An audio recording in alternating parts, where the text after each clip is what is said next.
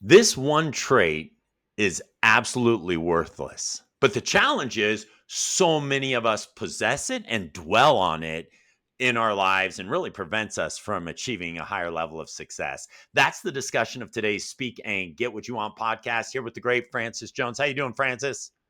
I am great. It's great to be here. Well, and this one trait that we've talked about, you and I, and have many conversations about how it really hinders our success and causes us to dwell in a place of despair and frustration and gets us distracted from what we really could be accomplishing today.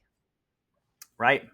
Yeah, because it first of all, it's not real and it's meaningless. Like it doesn't mean anything, Well, right? and Francis, I can't even tell you how many times you shared with me a story that I want you to share right now, but you shared the story with me a few days ago, and it got me thinking about how many times I've had that very scenario play through my mind. It wasn't maybe specific with what your example, but my version of what you are about to share. Yeah. So we're talking about regret, right? We're talking about this idea of regretting something that's happened. And back in 2003, I worked at a company called the Vanguard Group. It's a mutual fund company, and I was in the brokerage department. And they used to play a game every year where they would allot $10,000. It wasn't real money, but you had to pick a stock, a mutual fund, something, some vehicle, and then they'd track it for 90 days, and then whoever made the most amount of money won the prize. It was, a badge or bragging rights or whatever it was. It was nothing real, obviously.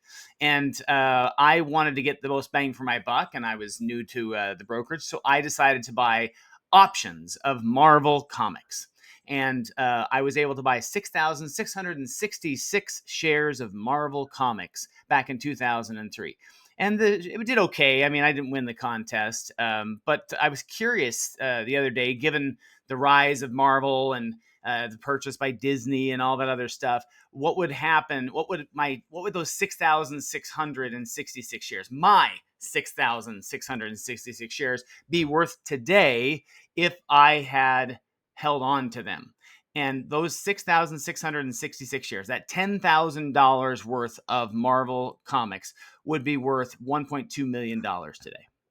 And so if I'm not careful, I find myself thinking, man, if I had only purchased that $10,000 worth of stock back then, I would have $1.2 million. Do you see any problem with that question, Well, Chad? I often take it a step further, Francis, and go, man, what if I could have gotten 100,000?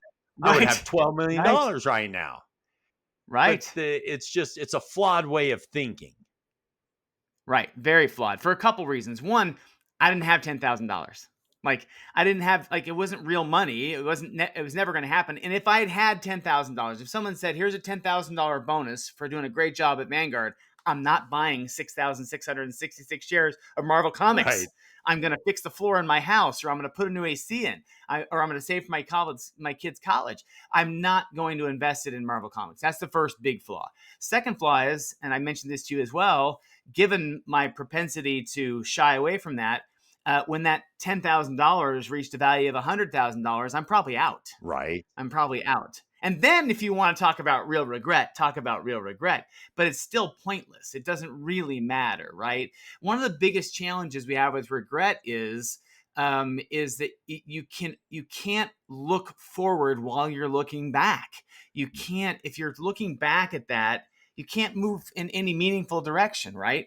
There is something valuable from learning from the past. So it's not, we're not suggesting don't ever examine what's happened in the Right. past, but I'm suggesting that the idea that I regret this or I wish this, that doesn't do anybody any good ever. Well, and I love that powerful statement you just shared. You cannot look forward when you spend all your time looking in the past. And I don't care your age, whether you are 23 years old or 43 years old, regret can be debilitating. It can really take your eyes off the future, and I love how you said that, because when we're focused on the future, when we're focused on where we're going, then that's we don't let that hinder us. There's a book called 3 Feet from Gold, And the book 3 Feet from Gold is based on a story that Napoleon Hill shares in his book Think and Grow Rich. And it's the story of a man who went to the in the gold rush, and he was mining gold and everything was great. Well, then the vein of gold dried up, right? And so then he sold everything, all of his equipment for pennies on the dollar. The gold mine was done, and he was discouraged, and he went back home. And so the person he sold the gold mine to brought in some engineers to figure out, wait, where did the vein of gold go? And it had shifted 3 feet from gold. And they went in there, picked up the vein, and hundreds of millions of dollars in gold was harvested. But the reality is that individual who went back to his home, as a defeated individual, actually started selling insurance and grew a massive company. And so he came up 3 feet from gold before, but he was not going to allow that to happen again. And so he ended up being very, very successful. And I think it's important that we all remember that if we do have, and this goes back with what you taught on setbacks and failures in a previous podcast, where you were talking about the importance of viewing failures in their right context. And as we think about that, isn't regret just dwelling on a perceived failure? Absolutely, it absolutely is, and it's just not something that is beneficial. Again, we have to look at things that have happened in the past, the failures that we've had, and learn from them. What can we take from them? But we have to set it aside. If we spend too much time saying, "Oh, I wish," like the 3 feet from gold, if he had said. If he had let himself focus so much on if I had just had this equipment or if I had just had that, you didn't. Like that guy was never going to get to that vein of gold ever in a million years. He could have spun his wheels. He could have stayed there. He could have thrown good money after bad. He was never going to get that. So by looking back and living in that past, he's saying, well, if only everything were different, then I would have been better off. Well, that that's crazy. Like that's crazy. But what he could do is learn and say, okay, if okay, I missed it by 3 feet. So if I want to do that again, I need to align myself with maybe better equipment or a better crew that has the skill set to find that, and then he can go back and be successful in the way that he wasn't last time. But that's no longer regret. That's now about learning the lesson and moving forward. But you can't live in that world in the past. It just doesn't do any good. It kills anything you have going for you right So now. how do you avoid dwelling in regret? Right? Because I mean, you think about it, and we've all heard the story, whether it's true or not, the man who bought the pizza with Bitcoin, right? And Oh it yeah. could have, it cost him tremendous amount of money if he would have held on to that. And so how do you not dwell in regret so that you can go have a brighter future? I know it. We hear this a lot nowadays, and you and I are old school. We're older, and so we remember a world when this phrase didn't exist. But you have to think of the world as being wide open, like living. Living in Mm. prosperity, and there is so much out there. The idea of living in regret is a narrow mindset, right? And so when I think, oh, if only I had, the only reason I'm really stressing about that is because I don't think I have that opportunity now. But if I live in a world where I think I have opportunity, there's opportunity everywhere, then the regret isn't that big a deal. Do I care about not being able to have this? Oh, I missed this opportunity back then. If I know I still have that opportunity now, I don't care. So you have to really shift your mindset to believe, hey, I've got opportunity now. Like, oh, that job didn't work out. Oh, if I had only gotten that job last month, well, then get a different job. And that job exists. Go find it. Like it's there, right? And that I'm not saying that I do that all the time. I'm not saying that any of us do. Certainly, we're human beings. We have moments of doubt and frustration. But the sooner we can focus on the future and say, listen, there's so much potential out there. The universe has what I need. Then I don't worry about what I missed out in the past. Does that make That's sense? perfect sense. That abundance mindset. So you That's the you word I was you looking for. conquer regret by having an abundance mindset. that Yeah. that there is so much there that you're not worried about it. You're not worried about it. And so we have that, the opposite of an abundance mindset would be that scarcity mindset. Yeah. So I would guess, Francis, the very first thing that people listening need to realize is when you find yourself dwelling in regret, then you have to, one, recognize that, and two, begin to shift your mind into a more abundance mindset. But if people have had, and that goes into a subject you and I have talked about before, learned helplessness, where people Yeah. where people have learned helplessness. And for those of you listening, you may be thinking to yourself, what in the world is learned helplessness?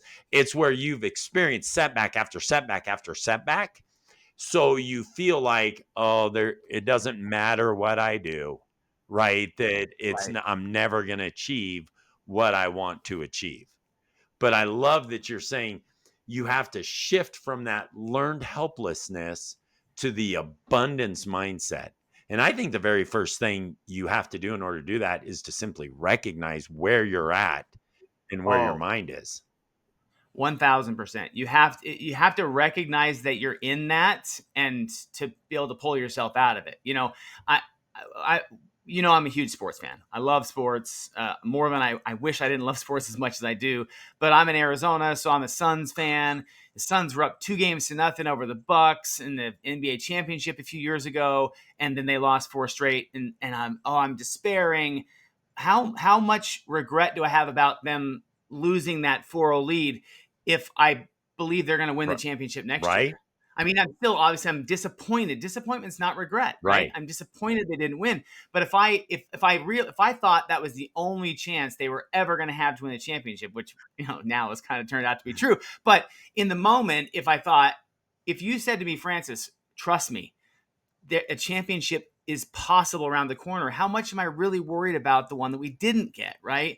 And so if I really believe that, if I actually believe that, that's part of, I'm a Diamondbacks fan as well, and I believe the Diamondbacks are built to win in the future. So I'm less frustrated about the lost year this year because I believe they can do well next year, right? So I'm like, okay, I'm looking forward. I worry less about that stuff, right? And obviously, sports is unimportant in the grand scheme of things, but it's true with a job. It's true with anything if I believe in that abundance of the Well, future. and Francis, take the Suns and actually make it, think about it in yourself for a moment. Yes, I didn't get this, or I'm disappointed that this didn't happen the way I thought it would. However, my championship is right around the corner. I'm gonna win that next championship. Right. I'm there. I may fail this. I talk about TK all the time, but TK's mentality, he's looking to build or buy this large apartment complex, and I'm like, I called him yesterday. I was like, did it go through? And he goes, not yet, but if it doesn't, he's got another one on the horizon, and he's thinking that way. And as you think about yourself, and again, Francis, one of the things we talk so much about is betting on yourself and being committed to yourself, because the reality is your championship is going to happen, and it's right Yeah. around the corner. And you could really, in reality, give up too soon. And that's something that just, that's why we do what we do, Francis, is to make sure that you don't give up before you get that ring.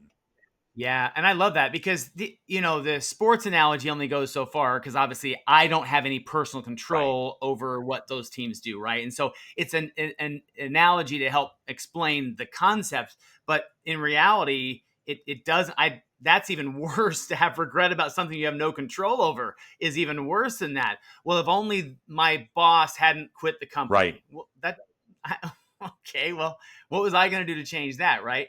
And so, but I love you talking about your personal championship, right? That championship it can happen if you believe that that's what's coming next. And I'm not talking about the foo-foo, just think that it'll happen and it'll happen. I'm not I don't mean that. I'm talking about like creating a plan and building towards the future and looking back and saying, okay, this didn't work out. So what do I need to do next time to make sure I have more control over what happens? I had a job interview a few years back, and I knew the person I was interviewing with, and I said to him, I said, listen, if this doesn't work out, I need you to tell me what I need to do next time because I'm going to apply again, right? And I'll tell you, for me, what that does is it creates a little bit of a frame of mind. Like if it doesn't work out, I know there's something in the future for me. Mhm. I don't have to worry. Like it's not like the last job ever and I'm pinning everything I have on it. I'm already looking to say, listen, if that, what do I need to do next time in order to have a better shot at this thing? Right. And so that is for me has been really important, is to shift the way I look at things. And I haven't always been that way. Well, I have lived the life where it's about regret, and it's just, it doesn't work, man. It is it and a wise person once said to me, "How you do anything is how you do everything." absolutely. And if I live in that world of regret, it is going to bleed over into my relationships at church, at work, at home, my wife. It's all gonna, and it's gonna destroy everything. Eventually, it will destroy everything. If you cannot get out of the world of regret, everything will be destroyed. It just will. You cannot maintain personal relationships if you're living in a world of regret. Well, and we've watched it, Francis, we've watched it and we've seen people that do dwell in that world of regret. And so going back to your point here with an abundance mindset, you approach that job, you approach that, you think about this for a moment. So many people go, oh my goodness, if I don't get accepted into this program, if I don't get this particular job, if I don't get to work with this person, then all is lost, right? But the way Right. you approach it is like, okay, I'm going to get there. I'm going to get to where I need to be. And if this doesn't happen, then if this door doesn't open, I'm opening that door and I'm going to open that door. And because there are unlimited amount of doors out there. There are Yeah. now, with that being said, Francis, Mhm. sometimes the confused mind, as we've talked about before, the confused mind does nothing. So you have to be careful in your abundance mindset, because some people let that abundance mindset almost hinder them because they're like, oh, there's so many doors to open. You still have to get up and you still have to open that door. You still have to see what's behind door number one, number two, number three, and number four. Yeah, the abundance mindset only takes you so far because I mean, you're right. That's a great point. Is like you can believe that there's plenty of opportunity out there, but that it doesn't just happen. You have to, like, those are part and parcel. Like the action and abundance go together. Because if you don't have action, it's not really an abundance mindset. It's an entitlement Right. mindset, and Right. that doesn't work, right? I mean, so the action has to go along with that abundance. A couple of years ago, I was working at a company and they were going through some tough times. It was right before the holidays, and I was working with our CEO had resigned, the president of our org had resigned, and the new interim president and I were in a meeting, and we were talking about we all knew changes were coming. And I said to her, I said, listen, Yvonne, I love what I'm doing. I said, and I hope that I have a place here with what we're doing. But if not, like I want to support you however you need to be supported, and I'll find something somewhere else. And she was like, what? Like, she controlled my future. And I said to her, like, if you need to let me go, it's fine. I'll find something somewhere else. Like, and so she called me a week later and she's like, I just need you to know you have a happy holidays, and we've got exciting stuff planned with you for next year. I'm not saying my statement made her change her mind on anything, but I'm saying that I believe that attitude proliferates out into the work you do, that they recognize that that's someone they don't want to not have around, right? And it doesn't mean you're not going to get fired, and it doesn't mean you're not going to get laid off. But in this instance, that abundance mindset of like, listen, if it doesn't work here, it'll work somewhere else. It makes the transition a little easier, and it makes the mindset much more functional, so you're not paralyzed by fear about every little thing that happened. Because I work with people that were like, oh, you can't say this, you can't say that, because you might. I can't do it, man. I can't do Well, it. and I just need to, not that I'm going to correct you, but I actually am. She didn't control your future. She controlled that moment. You That's a controlled great your point. future. And that's what's so powerful to note. As I'm listening to that story, you were in control of your future. And even though there was a moment there that looked fairly bleak, you knew your future was bright. And Right. you knew that, listen, my future's bright. And it was so bright that she looked at you. And I would say that that statement you gave did have great impact on her, because she looked at you and she was like, okay, yeah, I want to be working with him, because you're so confident in the future. You're so confident in your mindset. Listen, right now, the future and opportunities have never been greater. They've never been Right. greater. And and the future's bright for those who will live in that abundance world and not gravitate towards the regret. Yeah, and the important thing about that too, Chad, is you have to be really careful when you adopt this, or when you kind of transition into this abundance mindset. The abundance mindset, you can't only rely on it when it works. Like, if you are married to, okay, I did this and I still got laid off, so it doesn't work, then you don't really have the abundance mindset. The abundance mindset isn't married to a particular outcome. It's just the idea of, listen, if it doesn't work, I'll find something somewhere else that does, is not just lip service, that if it doesn't work, that means that all is lost. And this whole idea of looking forward doesn't, it's not, it just means you're not getting it yet, Right. right? Is you can't tie it to any one thing. I don't get to decide what abundance looks like. The universe does, right? I have to just lean into it and take action and recognize that, man, this is a great opportunity, even though it may not be the opportunity I thought I was going to get. If she had ended up laying me off at the holidays, I can still have an abundance mindset that, man, the opportunity that's out in front of me is going to be huge, even though it's not here, right? If we're married to this idea that it has to be here, that's not an abundance mindset.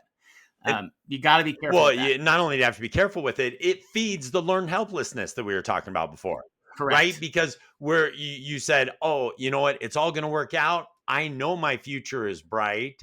And you know what? If, oh wait, that didn't happen the way I thought. Oh no, I guess I thinking that way didn't help me. Which It's is, a muscle. The abundance. and it's looking back. Right. That's looking back. Yes, it's that analogy that you used in at the beginning of the podcast, where you can't be looking forward and backwards at the same time. Mm-mm, It doesn't work. mm-mm. And that abundance mindset is a muscle you have to exercise every day. Yeah. Oh, yeah. And it's important also to acknowledge that you're not always going to get it right. There are times where you, like, the woe is me comes in. I think I told a story to you. I had a mentor. She sent me to some training, and I called her. I actually texted her. I texted her that night, and I said, I'm so excited. I learned about this thing. And I said, now I'm excited because I'm not going to do it anymore. And she wrote back. She's like, oh, that's adorable. It's like, that's not the way it works. Like, you don't not do things that make you human. Like, you are going to do those things. It's just, now that you know it, you can pull yourself out of it more Right. quickly. Right. And so the idea that you understand abundance and that you understand what it means to look forward doesn't mean you're never going to look backwards. And it doesn't even mean it's not okay. You just need to move out of it more quickly, because it doesn't serve you to stay in that moment. Right.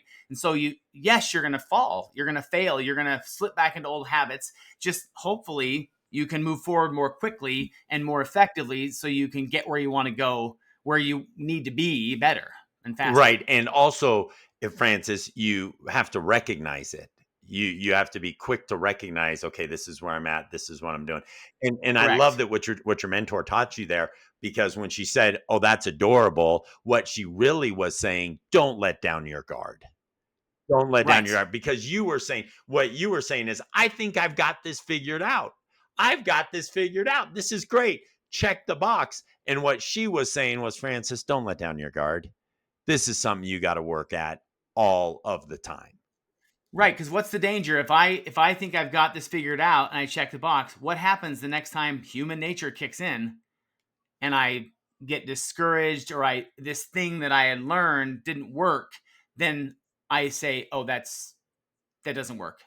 That doesn't work for me." And And so by her warning me, like, listen, these are still, like you said, don't let down your guard. I love that. Don't let down your guard, because it's going to happen right, again. But now you know it's going to happen again, so you can pull. So the knowing is part of the knowing, right. right? Is that idea that we don't know what we don't know. Like, Now I know, so I can correct the behavior. I can't correct something I don't know anything about, right? And so it was a really powerful lesson Well, for and me. that's what one of the things that the Speak and Get What You Want Academy, that community piece is what people really gravitate and love because they realize, wait, I can't do this alone. Right. I need Yep. to have the support of others to help me maintain that abundance mindset that allows me to not wallow in what we call one of the most worthless traits, or one of the most worthless things you can embrace, and that is that of regret. Absolutely. Francis, great being with you. Love what you shared. Look forward to seeing you in the academy and future podcasts. Talk to you soon. Awesome. Thank Bye you. now.